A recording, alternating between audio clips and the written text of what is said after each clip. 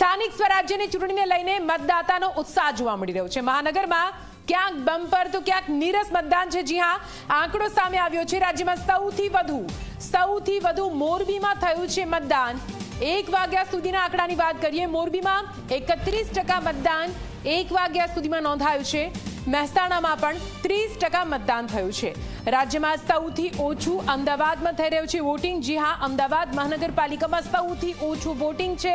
આ તરફ જિલ્લા પંચાયતમાં પણ મતદાનને લઈને ભારે ઉત્સાહ જોવા મળી રહ્યો છે। સૌથી વધુ નર્મદામાં 45% મતદાન નોંધાયું છે અને સૌથી ઓછું પોરબંદરમાં 24% મતદાન થયું છે।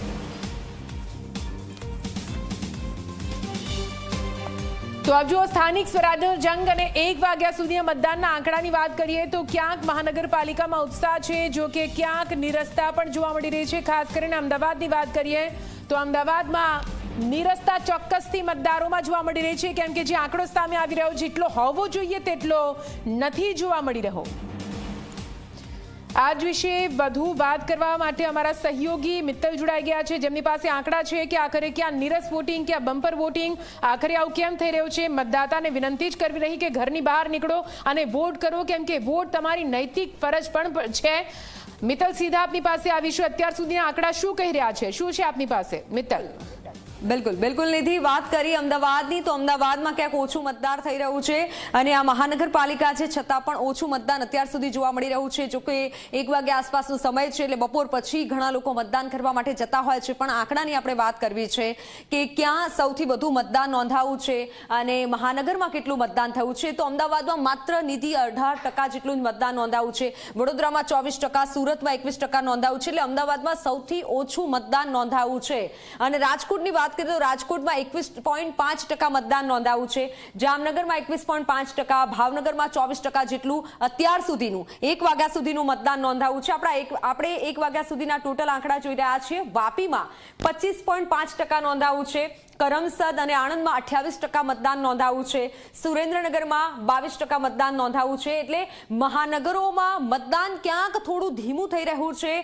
ગાંધીધામમાં 21% મતદાન નોંધાવું છે, પોરબંદરમાં 21% અત્યાર સુધીનું મતદાન નોંધાવું છે। હવે જિલ્લા પંચાયતોમાં કેટલું મતદાન નોંધાવું છે નિધિ, વાત કરીએ જિલ્લા પંચાયતનો કેવો માહોલ છે, મતદારોનો મિજાજ અત્યારે સારો રહી રહ્યો છે, સવારથી ઘણા લોકો આવી રહ્યા છે। બોટાદની વાત કરીએ, બોટાદમાં 28.5% મતદાન અત્યાર સુધી વોટિંગ થયું છે, રાજકોટમાં 28.5% થયું છે, ભાવનગરમાં 28% જેટલું અત્યાર સુધી વોટિંગ થયું છે, લોકોએ વોટ આપ્યા છે। ગાંધીનગરમાં 36%, અમદાવાદ કરતા વધારે ગાંધીનગરમાં મતદાન થયું છે। સાબરકાંઠામાં સૌથી વધુ 36% થયું છે। આપ જુઓ, અમદાવાદમાં ક્યાંક હજી મતદારોમાં ક્યાંક નીરસતા જોવા મળી રહી છે અને એની સામે ગાંધીનગર, સાબરકાંઠામાં 36% જેટલું 1 વાગ્યા સુધી મતદાન થઈ ચૂક્યું છે। હવે જિલ્લા પંચાયતોમાં સૌથી ઓછું મતદાન ક્યાં થયું છે તેની વાત કરી લઈએ।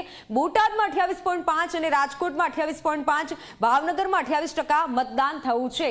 ભાવનગરની વાત આપણે કરી લીધી, છોટાઉદેપુરમાં 27% જેટલું થયું છે અને પોરબંદરમાં 24% જ મતદાન નોંધાવું છે। એટલે સૌથી ઓછું મતદાન આ તમામ જિલ્લા પંચાયતોમાં નોંધાવું છે। સૌથી ઓછું મતદાન ડાંગમાં નોંધાવું છે, 43%, નર્મદામાં 42.5%, તાપીમાં 40.5% નોંધાવું છે। જિલ્લા પંચાયતમાં સૌથી વધુ ક્યાં મતદાન નોંધાવું છે તેની પણ વાત કરીએ તો નવસારીમાં 40% જેટલું અત્યારે 1 વાગ્યા સુધી મતદાન નોંધાઈ ચૂક્યું છે નવસારીમાં। મોરબીમાં 36%, સૌથી વધુ નવસારી અને મોરબીમાં મતદાન નોંધાવું છે 36%, 40%। જુઓ કે જ્યાં લોકો જિલ્લા પંચાયતોમાં પણ મતદાન કરવા માટે જઈ રહ્યા છે। સૌથી ઓછા મતદાનની હવે વાત કરીએ, તાલુકા પંચાયતમાં સૌથી ઓછું મતદાન કયા તાલુકામાં નોંધાવું છે, જિલ્લામાં નોંધાવું છે તો અમરેલીમાં 30% જ માત્ર અત્યાર સુધી વોટિંગ થયું છે, ભાવનગરમાં 28.5%, રાજકોટમાં 28% જ વોટિંગ થયું છે, અમદાવાદમાં પણ સૌથી ઓછું વોટિંગ થયું છે, રાજકોટમાં પણ 28% જ માત્ર વોટિંગ થયું છે।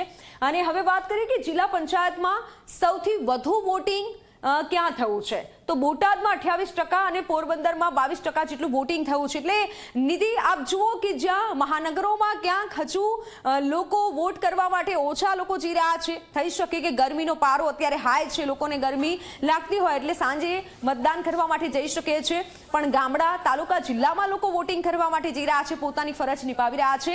એટલે આપણા તરફથી પણ ઝી 24 કલાક તરફથી પણ તમામ લોકોને એક અપીલ છે કે તમે વોટ કરવા માટે જાઓ. તમારો અધિકાર છે, તમારો હક છે, તો વોટ તમારે જરૂરથી આપવો જોઈએ. બિલકુલ મિત્તલ, ફરીથી આપની પાસે આવીશું અત્યાર માટે. આભાર.